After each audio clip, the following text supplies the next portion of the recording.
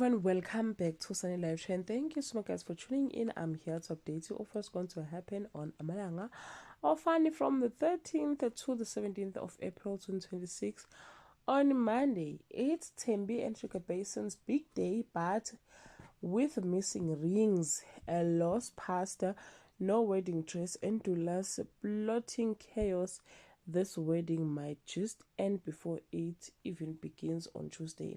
Thembi and Sugar Basin's fairy tale wedding is successful despite the hiccups. Gogo Gumede deals with Dulles decisively on Wednesday.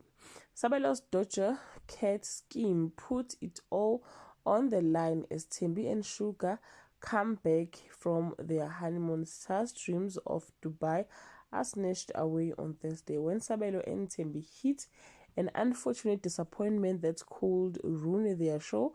Sabelo pulls out all the stops to pull the show off. Gumede risked it all to support his children and have a good time on Friday.